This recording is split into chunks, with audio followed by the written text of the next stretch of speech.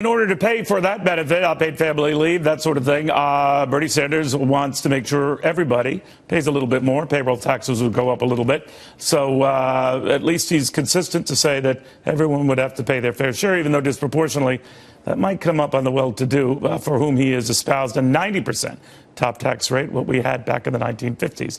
Andy Puzder is fine with all of that. Andy, good to have you. What do you make of good to be here, Neil.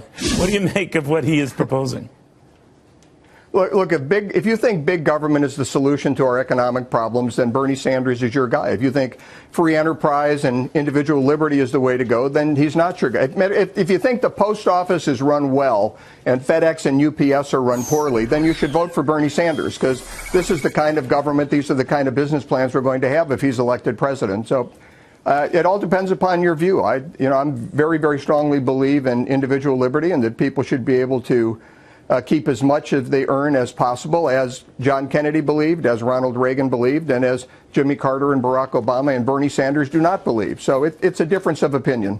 You know, it is interesting, though, that he uses, and we've heard this argument before, this is what other countries do in Europe, but not that they're a great example. It would be looking to me as an example of physical fitness. I would just urge the arguer not to go there. So what I'm wondering when I hear this is what they do throughout much of Europe, for example. There seems to be a quid pro quo. Well, it's working for them. The fact of the matter, it's not working for them. It's what's got, Greece on the verge of bankruptcy yet again. Italy not much further behind. Portugal not much further behind Italy. So it's those cradle-to-grave protections, nice as they might be for those getting them, that lead to these governments in the disarray they're in.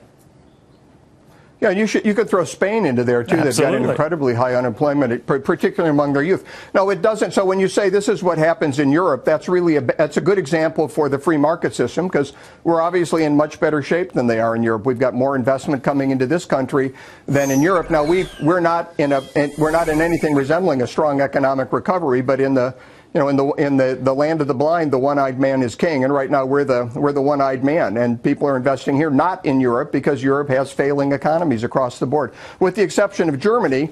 But, Germany has no military. If Germany had to beef up their military, if we dropped out and had to beef up their military to kind of stave off the threat from Russia, then their economy wouldn't be doing well either. So Europe is not a great example for Bernie Sanders, and I hope he keeps using it, because I think the American people know it's not a great example. Well, it makes Hillary Clinton, by comparison, look Churchillian, right? I mean, so maybe he's helping her cause. What do you think?